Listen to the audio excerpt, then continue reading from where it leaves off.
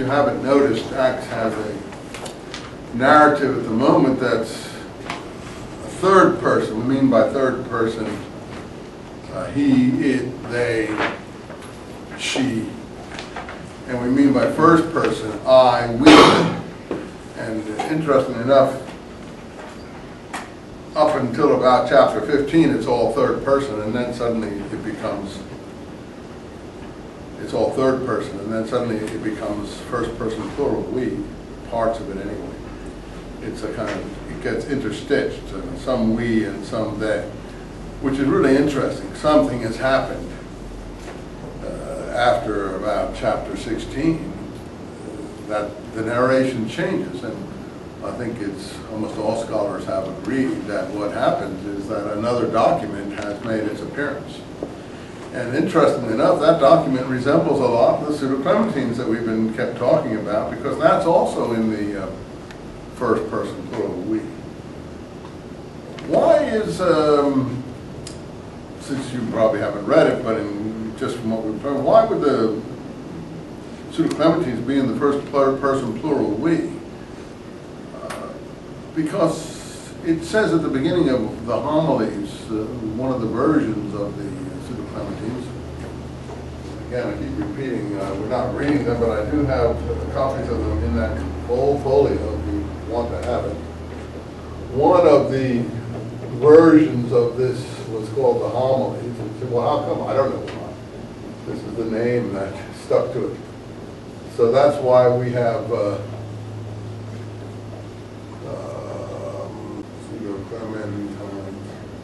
that's why we have this S here, because there are two versions.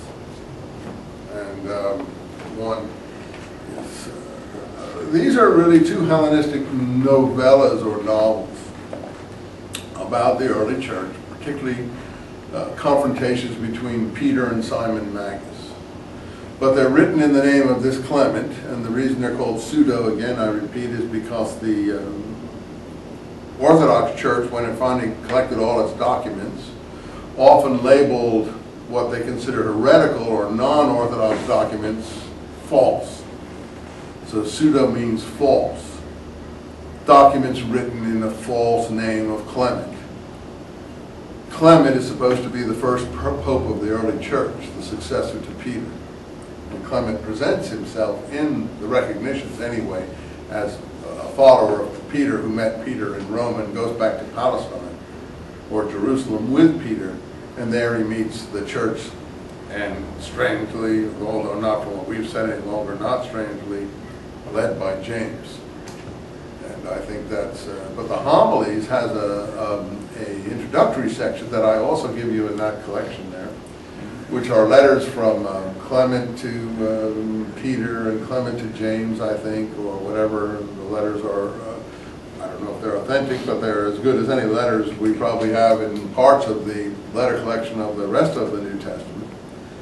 And Clement is the author, and the reason that these narratives are put in the we form is they're supposed to be a report Clement is making to the Jerusalem church leadership about their travels overseas. So he's writing in terms of report. We did this, we did that, we did this, we did that, this happened to us, and so on and so forth while we were traveling.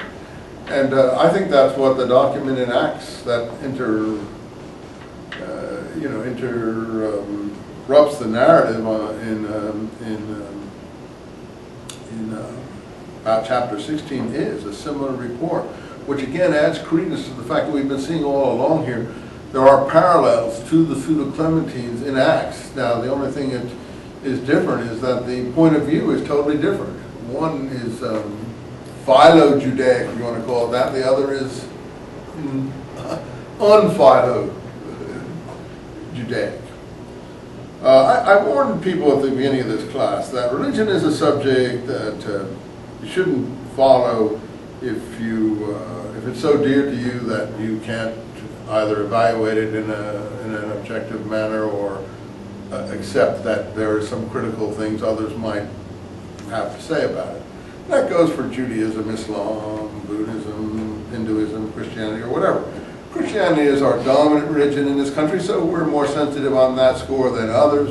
We don't mind if people criticize Judaism or Islam or something, but we're very sensitive if they criticize the religion that we're familiar with, Christianity, which is fair enough, because people honor their ancestors, and people honor their father and mother, and they honor the solidarity of the tradition that they've been bequeathed, and that's a normal thing to do. But in university, unfortunately, we do entertain criticism.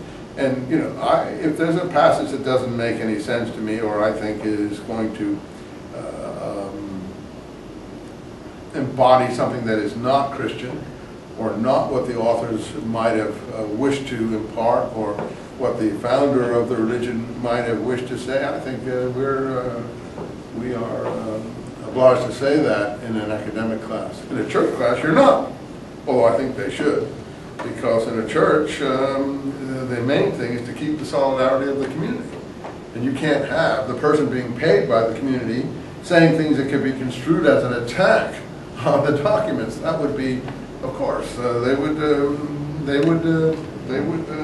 fire, get rid of such a person because they're paying his salary. Well, again, I think in an academic world, if a person doesn't do this, he should not be, or she should not be retained. You have to question certain kinds of things. And in the 21st century, sometimes I wonder which century we're in. I suppose we're in the 21st, but it still feels like the 20th to me. I don't know if you've gotten into the 21st, but I'm still in the 20th. I can't say the last century when it's 5 years ago. It seems a little bit hard. This is the problem with using language. In the 21st century, I'll call it that, the history we've witnessed, Holocausts, concentration camps, burning 6 million people.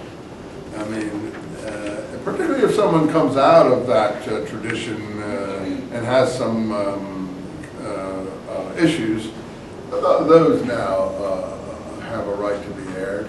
And I don't think the predominant religion should not be strong enough to entertain this. In other words, it is not the predominant religion that is in danger here. It's people who've been put into gas chambers who are in danger. So it seems to me every real Christian-minded person would want to find out if there's anything in the materials that they have inherited that could have encouraged or been construed as encouraging this kind of thing. And that's all I've been pointing out. I think there are, and I think any real decent Christian person would certainly wish to deal with that issue lest they feel that they have any responsibility in this horrendous thing that occurred in the last century or just 50 years ago. So I'm not going to stop speaking out. So anyone who doesn't like that can, take a different course. I apologize to those people who feel that it isn't fair. I think it is fair, and I honestly feel that these things are a problem here in our text. Anyway, Stephen's speech. I mean, whether you like it or not, we showed you where the origins of a lot of it come from. So we can prove Stephen didn't make this speech. So any issue you have is with the writers, not with me. And any issue you may have is with yourself on the issue of how you're going to deal with that. And then the mistake Stephen makes is the key to showing where that speech probably was obtained. Nobody had any tape recorder, so this is the kind of material in the beginning of Acts that you don't find in the end of Acts. When we get to the end of Acts, all the material will be down to earth, straightforward, reliable. I think you see now Christian scholars basically avoid Acts. They don't want to deal with Acts because they know it's a really worrisome book. And a very tricky book at that. And therefore, most of them, I've met many who just dismiss it outright as total fabrication. But I don't consider it that. I don't consider it fabrication. I think that we can, underneath the surface, like gleaming pebbles,